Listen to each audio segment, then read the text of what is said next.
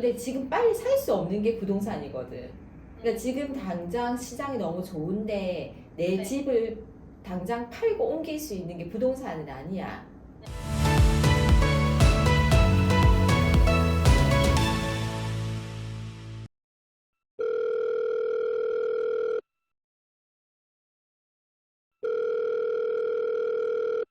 갑자기 부산에 내려오게 된 계기가 어떻게 된 거예요? 신랑 때문이었죠. 신랑 때문에. 그래서 이제 부산에 내려와서 이제 첫 주택을 이번에 이제 마련하게 되게 된 건데, 내 집을 사야겠다라고 생각한 이유가 뭐예요?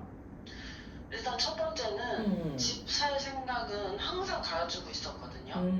그래서 뭐 네이버 부동산도 보고 그쵸? 뭐 유튜브에 막 이렇게 다 부동산 뒤져보고. 채널들 막 이런 것도 좀 보고 음. 그랬는데 지금 이제 부산 언니도 얘기하셨다시피 이제 한 40% 이상씩 다 빠졌고 그쵸. 근데 사람들이 지금 주저하는 이유도 뭐 내년에 조금 더 떨어질 거다부터 해서 금리가 더 떨어질 거라는 기대를 하고 있잖아요. 그쵸.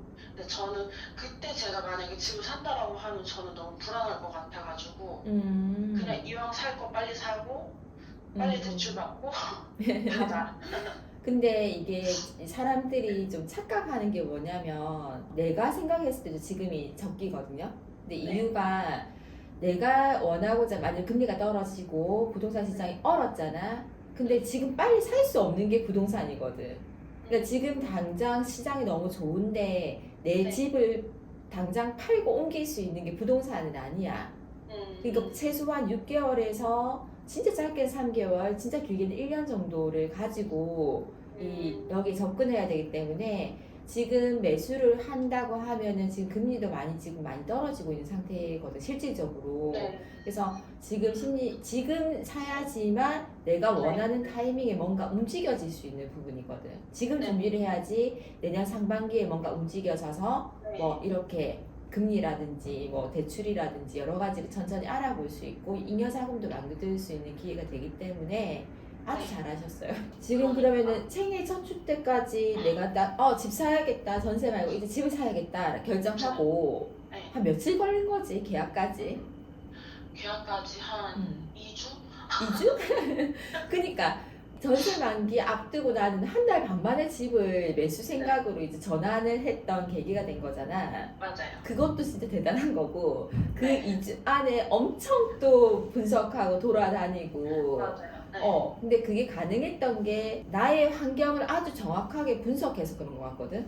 그러니까 보통은 사람들이 물론 좋은 물건이나 좋은 곳에 가고 싶어 하잖아. 뭐 부산에서는 해수동이 탑이라는 거 누구나 알고 있지만, 근데 뭐 나의 생활이라든지 나의 교육 환경이라든지 나의 직장, 그러니까 이런 근처로 해서, 그리고 내가 가지고 있는 종잣돈을 정확하게 파악을 하고 있기 때문에 네. 이게 빨리 선택이 가능했던 것 같아. 만일에 불특정 다수의 뭐 집을 매수해야겠다, 막연하게 그렇게 되게 된다면 엄청 오래 걸렸을 거거든. 그렇죠. 그럴 수도 맞아. 있죠. 네. 그래서 집을 그때도 우리가 한 10군데 정도를 추렸던 것 같거든. 대략. 맞아요. 그래서 일단 빨리 선택했었고, 그렇게 빨리 결정해야 됐던 이유가 집을 비워줬어야 되잖아. 그쵸. 만기도 있었고 이제 저는 집을 알아보는 시점이 이게 전세로만 보다 보니까 그치. 전세는 보통 한 달 전에 보잖아요. 많이. 아, 그렇구나. 네, 저는 보통 한 달에서 한 달 반 정도 보고 이제 이사 텀을 잡는데 저는 이제 그 생각을 조금 제가 착각을 했었던 것 같아요. 왜? 집을 사는 거, 그러니까 전세를 보는 것처럼 내가 정말 이 집을 사고 이사를 갈 거를 생각을 하다 보니까 네, 그래서 제가 조금 더 늦게 봤죠, 집을. 그러니까 항상 전세나 월세를 생각하다가 매수는 보통 주택은 3개월 전에 보통은 다 네. 최소 이거 최소예요, 최소. 그리고 또 네. 6개월 전부터 이렇게 찾아보고 3개월 전에는 뭔가 액션이 취해져야 되는 단계인데, 지금 네. 본인은 지금 전세나 월세 구하는 것 좀 하다 보니까 엄청 급하게 됐지만 잘 했고. 구독, 좋아요는 투자의 첫걸음. 매수해야겠다 하고 난 다음에 제일 첫 번째 고려했던 게 뭔가요? 처음 고려했던 거는 일단은 근데 매수하기 전에 뭐 직장이나 저희 뭐 아들 학교나 이런 부분을 고려를 하고 갔었던 거라서 그거는 이미 생각을 하고 들어갔었던 거였고 그리고 그 다음에는 이제 저희 뭐 이제 세부적인 거 뭐 주차 부분 이런 것도 조금 같고 그리고 그 다음에 이제 대출이었죠. 제일 첫 번째는 내가 실거주할 공간에 있어서 직장이든 학교든 살 환경에 대한 분석을 했었고, 네. 두 번째 같은 경우에는 대출 그 돈이 있어야 하니까 대출 그쵸. 알아보고, 그래서 네. 현실적으로 집을 조금 그러니까 몇 가지를 이렇게 줄일 수 있었다, 그죠? 네, 맞아요. 그러면 생애 최초 대출을 막 알아보러 또 은행에 엄청 다녔잖아. 네. 그거는 어렵지는 않았어요? 저는 근데 요번에 생애 이거 집담보대출 할 때는 이게 저희가 소득이 걸리더라고요. 그래서 정부 자금은 아예 안 되고. 아, 이게 정부 자금을 받으려고 하면 소득 기준이 맞아야 되는 거구나. 네, 연소득이 둘이가 있어야 돼가지고. 근데 이제 그거는 또 대출금이 제가 너무- 받으려고 하는 것보다는 한도가 작더라고요. 맞죠. 너무 작아서. 네, 그래서 그거는 안 되겠다 해가지고 네. 은행을 요번에는 많이 안 돌았어요. 두 군데만 했어요. 금리를 좀 비교해보고 금리가 그렇게 많이 차이 안 난다고 하면 제가 이제 뭐 서류 제출이나 이런 네. 부분 좀 편한 은행을 선택했어요. 이제는 간편할 수 있는. 네. 그리고 엄청 많은 집을 봤을 때, 네. 왜 지금의 집을 선택한 이유가 뭔가요? 지금 집은 솔직히 매매가는 제가 본 그 라인 중에서는 제일로 비쌌거든요. 제일 비쌌는데 제가 조금 더 저렴하게 가서 그 집의 인테리어를 하는 비용이나 그냥 이 돈을 처음부터 주고 깨끗한 집을 제가 사는 게 더 이득이겠다 싶어서 네, 그냥 제일 좋은 대로 했어요. 그것도 제가 말씀드렸듯이 보통은 저층 아니면 소위 말해서 나가기 힘든 물건을 처음에 첫 매수를 하게 되면 나중에 내가 정작 그거를 매도했을 때 엄청 문제가 많이 생기기 때문에 항상 저는 첫 집은 이왕이면은 로얄층이라든지, 물론 자기 개인 환경에서 장기 거주를 할 경우에는 뭐 1층이라든지 뭐 저층을 해도 관계는 없지만 보통은 저는 로얄층을 추천드리는 편이고, 그리고 그렇게 해야지 손쉽게 거래가 돼서 나중에는 이 고정 자산을 이제 소위 말해서 유동 자산을 만들 때 조금 편하거든요. 또 잉여 자금이 있으면은 또 두 번째 다른 투자도 하고 싶다라고 생각하고 있잖아. 그렇죠. 어느 정도의 그런 또 시드머니를 모아야 하나라는 생각은 하죠. 만일 시드머니가 있다고 하면은 또 어떤 곳에 투자를 좀 하고 싶어요?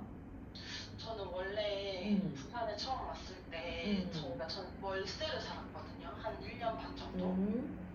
근데 이제 그때 목돈이 2천인가 3천 정도 있었어요. 네. 그래서 원래는 오피스텔을 제가 하나 사고 싶었거든요. 월세 받아먹고 싶어서? 그냥 가만히 앉아서 그냥 뭐 소득이 발생했으면 좋겠다 이런 느낌이다, 맞죠? 근데 내 주택이 하나 있으면 진짜 그 다달이 그냥 제2의 통장으로 해서 월세가 따박따박 박히는 거 사실은 좋지. 좋아요, 맞아요. 요즘에 오피스텔이 엄청 죽선하고 있거든, 소위 말해서. 근데 오피스텔에 대한 이제 부정적인 개념도 되게 많아. 그쵸, 많더라고요. 왜냐면 무주택자들한테는 오피스텔 사라고 아무한테도 권하지는 않아. 근데 보통은 그 유주택자들은 1주택을 유지하는 게 요즘 같은 경우에는 엄청 유리한 편이고, 지금은 만일에 1주택이 있다고 하고 갈아탈 생각이 없다고 하면 지금 말씀하신 대로 그냥 소득, 나한테 지금 제2의 통장을 만들어서 조금 현금 흐름을 조금 잘 하게 되면 좀 평생 뭐 안 쓰고 죽을 건 아니잖아, 그치?